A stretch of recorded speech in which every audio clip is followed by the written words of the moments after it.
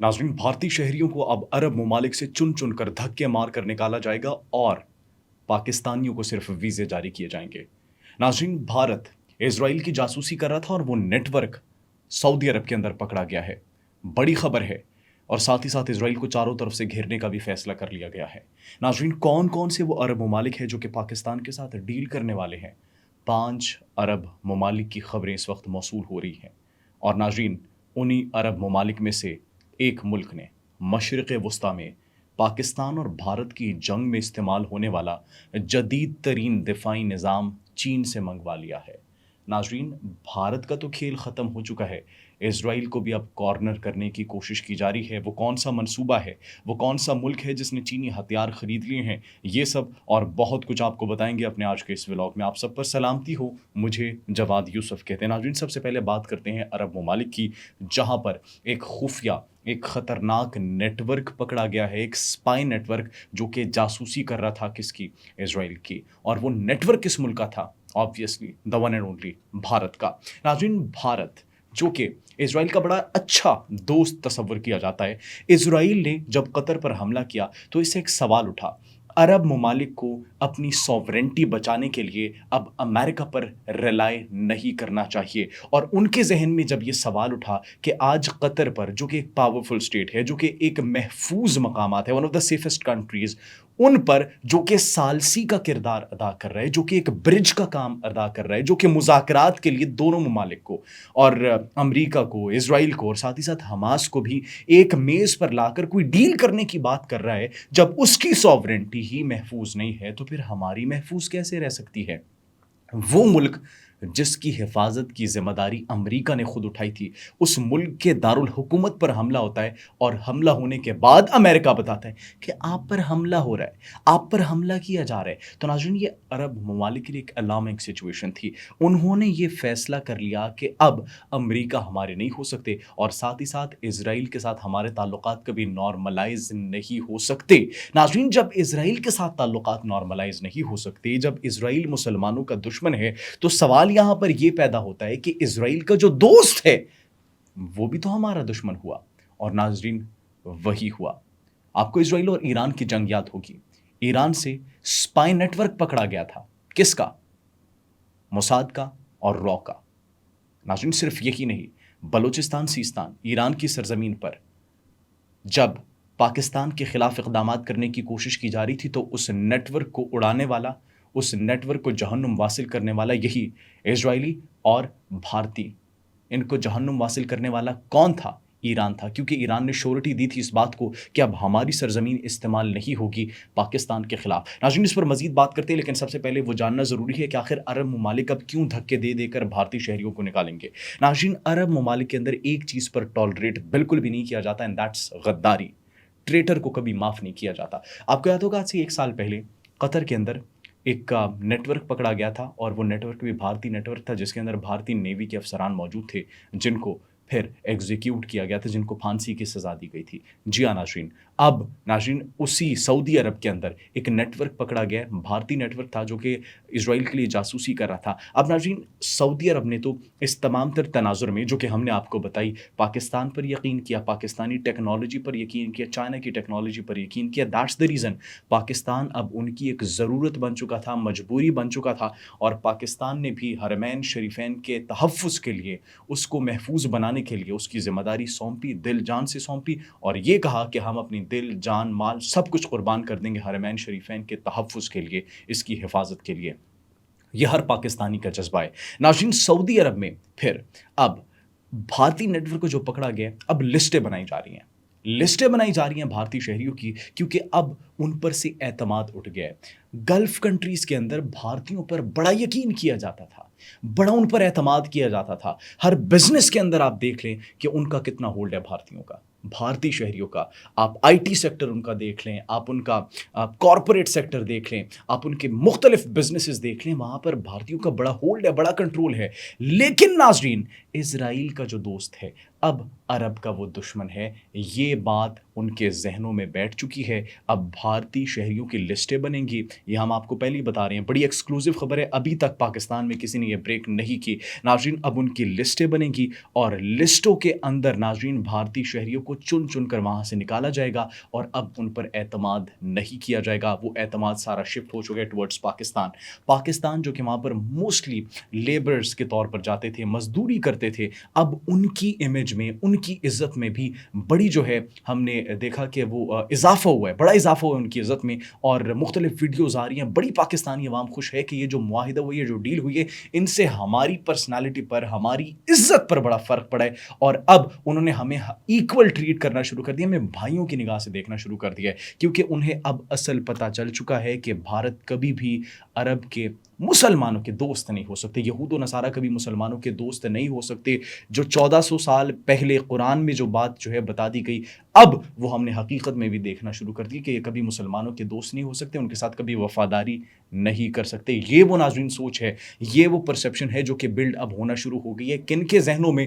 عرب ممالک کے ذہنوں میں, اور اسی لیے انہوں نے ایک بڑا فیصلہ کیا. ناظرین اب لسٹیں بنیں گی, لسٹوں کے اندر بھارتی شہریوں کو جو ہے نکالا جائے گا, نکالنے کی تیاری کی جا رہی ہے, کیونکہ اعتماد اٹھ گیا ہے. اب ٹرسٹ نہیں رہا, اب وہ اعتماد جو کہ بھارتیوں پر تھا وہ سارا شفٹ ہو چکا ہے. اسی لیے ناظرین بھارت کو بڑی تکلیف ہو رہی ہے. بھارت کا انفلوئنس, بھارت کی ڈومیننسی وہ ہمیں ختم ہوتی ہوئی دکھائی دے رہی ہے. ناظرین صرف یہی نہیں, ہم نے آپ کو قطر کی اگزامپل دی, قطر سے پہلے آپ کو ایک اور اگزامپل دیتے ہیں. ناظرین اسرائیل اور ایران کی جب جنگ ہوئی تھی, اسرائیل اور ایران کی جنگ کے بعد وہاں پر ایک بہت بڑا نیٹ ورک بے نقاب ہوا تھا, اور اس نیٹ ورک کے اندر کون کون موجود تھے؟ اسرائیلی اور بھارتی ایجنٹس موجود تھے. ان کو پکڑا تھا, ایک بہت بڑے نیٹ ورک کو, اور پھر ان کو جو ہے وہ گرفتار کیا گیا تھا. 700 اسرائیلی ایجنٹس کو بھی جو ہے وہ گرفتار کیا گیا تھا. بین الاقوامی میڈیا نے اس خبر کو بڑا رپورٹ کیا تھا. اس نیٹ ورک کو بے نقاب کر کے اس کو گرفتار کیا گیا تھا, جو کہ ایران کے اندر ایک تو کارروائیوں میں ملوث تھے, اور ساتھ ہی ساتھ ایران کے اندر صرف کارروائیوں میں ملوث نہیں تھے ناظرین, بلکہ پاکستان کے خلاف بھی وہ اقدامات کر رہے تھے, پاکستان کے امن کو خراب کرنے کی بھی کوشش کر رہے تھے. اور ہم نے آپ کو اپنے جب اس ٹائم پہ ولاگس کی تھے اس کے اندر بتایا تھا کہ اسرائیل جو ہے پاکستان کی سرحدوں تک پہنچ چکا ہے. 2011 کا نیتن یاہو کا جو کلپ تھا وہ بھی بڑا وائرل ہوا تھا اس وقت, اور اس کے اندر یہ کہا جا رہا تھا کہ ہمیں پاکستان سے خطرہ ہے. اور ابھی بھی انہوں نے جب ریسنٹ قطر پر جو حملہ کیا تھا, اور قطر پر حملہ کرنے کے بعد جو اگزامپل دی تھی نیتن یاہو نے, آپ کیسے بھلا سکتے ہیں اس کو؟ انہوں نے کہا کہ جس طریقے سے امریکہ نے حملہ کیا افغانستان پر, اور پھر پاکستان کے اندر اسامہ بن لادن پر, امریکہ کی تعریف کرنی چاہیے دنیا کو, امریکہ کے لیے تالیاں بجانی چاہیے تھی. اس طرح ہمیں بھی تالیاں, ہمارے لیے بھی تالیاں بجانی چاہیے کہ ہم نے ان کی لیڈرشپ کو, حماس کی لیڈرشپ کو مار دیا, ان پر حملہ کیا. اسرائیل کے وجود کو ختم کرنے کی پھر جب بات کی گئی, اور ان سے جب یہ سوال کیا گیا, تو انہوں نے کہا کہ نہیں ختم کر سکتے. یہ سیل فون جو آپ کے ہاتھ میں ہے, یہ اسرائیل کا وجود ہے, آپ کبھی بھی ختم نہیں کر سکتے. ناظرین عرب ممالک کو یہ تمام تر صورتحال کے بعد آخر یہ سوچنا پڑا کہ اگر ہم نے کوئی اقدامات نہ اٹھائے, عملی اقدامات نہ اٹھائے, بر وقت کوئی فیصلہ نہ کیا, تو ہمیں کچل دیا جائے گا.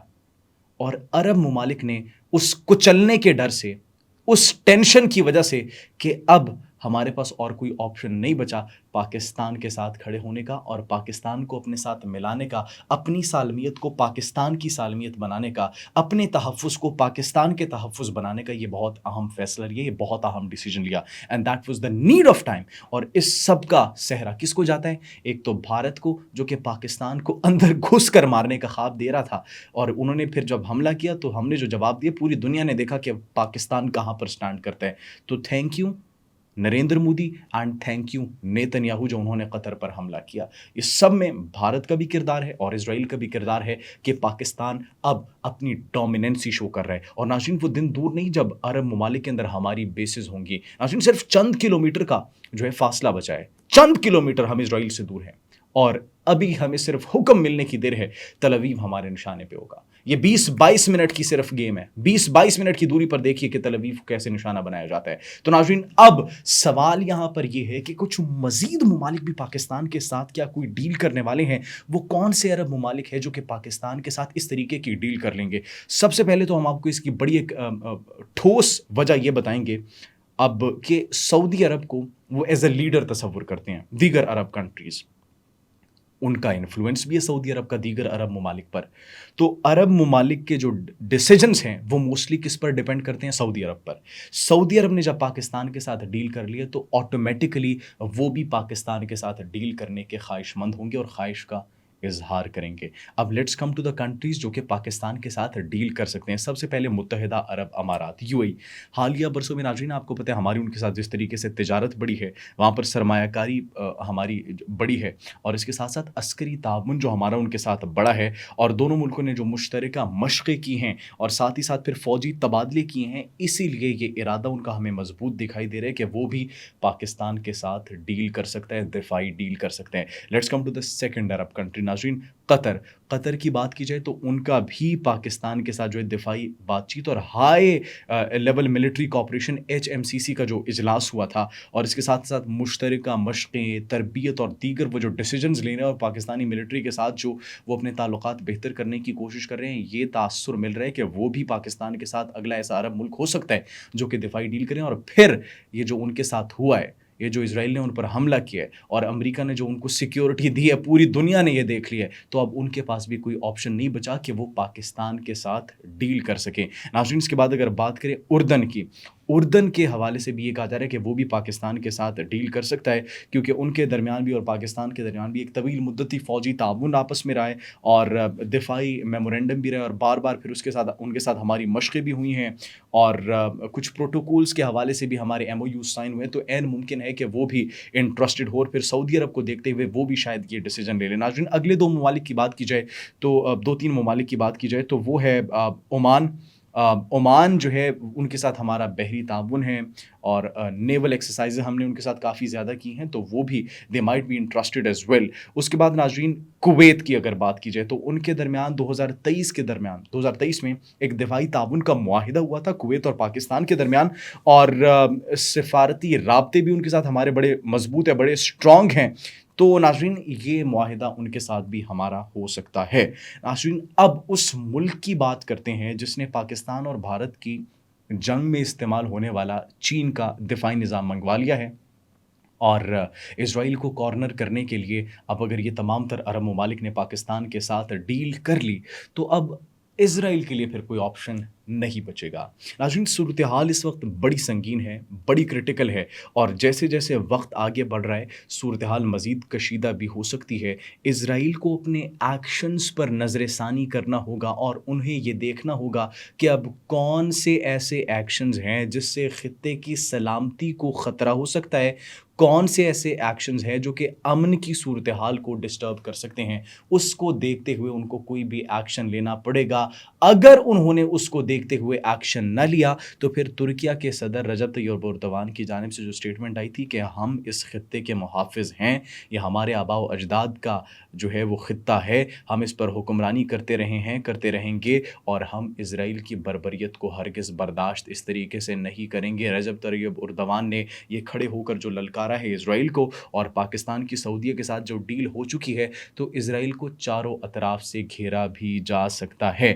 بات کریں اس ملک کی ناظرین جس ملک نے وہ دفاعی نظام منگوایا ہے، وہ ویپن منگوایا ہے، ناظرین چین کا HQ-9 ڈیفنس سسٹم مصر نے منگوا لیا ہے. جی ہاں ناظرین، اور یہ انہوں نے جو ایک فضائی دفاعی نظام ہے وہ حاصل کر لیا ہے. روسی S-400 سسٹم جو ہے جدید ترین، اس کے ہم پلہ اس کو تصور کیا جاتا ہے، اور یہ وزیر دفاع عبد المجید صقر کی جانب سے سٹیٹمنٹ سامنے آئی ہے کہ مصر کی سرحدوں کو کمزور کرنے کی کوشش دنیا کو حیران کر دے گی. اب مصر کی جو بارڈر ہے، بارڈرز کو جو کمزور کرنے کی کوشش کی جا رہی تھی عناصر کی جانب سے، کچھ عناصر کی جانب سے، اور ان کے اندر آپ کو بھی پتہ ہے، ہمیں بھی پتہ ہے کہ کون ملوث ہے. تو ناظرین اب انہوں نے کہا کہ اب ہم سب کو حیران کر دیں گے. انہوں نے پھر یہ بھی کہا کہ مصر جو ہے غزہ کے بحران کے دوران فلسطینیوں کی جو ہے وہ جو جبری آبادکاری ہے اسرائیلیوں کی اور فلسطینیوں کی جو بے دخلی ہے وہاں سے، یہ ہمارے لیے ریڈ لائن ہے، اور انہوں نے کہا کہ ہم اس پر ایکشن آج نہیں تو کل لیں گے. ناظرین اب یہ جو HQ-9 ایکچولی نصب کیا گیا ہے، اس کا مقصد کیا ہے؟ HQ-9 یہ جو نصب کیا گیا ہے اس کا مقصد ایکچولی اسرائیل کو रोकने की कोशिश है और साथ ही साथ अगर कोई भी ख़तरा होता है मिस्र को या फिर फ़लस्तीन में कोई भी ख़तरे की सूरत हाल हमें नज़र आती है तो फिर उस सिस्टम को एक्टिव करना नाज़रीन ये एक्चुअली पर्पज़ है इस सिस्टम को वहाँ पर नस्ब करने का। और अगर अब हालिया बरसों की बात की जाए तो मिस्र ने अपनी मिलिट्री को बड़ा मजबूत किया और शुमाली सीना में नाज़रीन उन्होंने 10,000 फ़ौजी और हज़ारों भारी गाड़ियाँ भी जो हैं वो वहाँ पर मंगवाई हैं, उनकी प्रैक्टिसेस हो रही हैं। तो नाज़रीन ये अब सूरत हाल हमें कशीदा होती हुई इसलिए दिखाई दे रही है क्योंकि इज़राइल ने भी मिस्र की इन प्रैक्टिसेस, मिलिट्री प्रैक्टिसेस, ड्रिल्स, हथियार मंगवाने पर तशवीश का इज़हार किया है। तो नाज़रीन अब देखना ये है कि क्या इज़राइल कोई अमली इक़दामात दोबारा से कर सकेगा, कोई जारहियत कर सकेगा? अगर उन्होंने किए तो फिर देखते हैं कि वो बच पाता है या फिर नहीं बच पाता। आप इस बारे में क्या सोचते हैं? कमेंट सेक्शन में अपनी कीमती राय से ज़रूर आगाह कीजिएगा। अपना बहुत ख़्याल रखिए। अल्लाह निगहबान।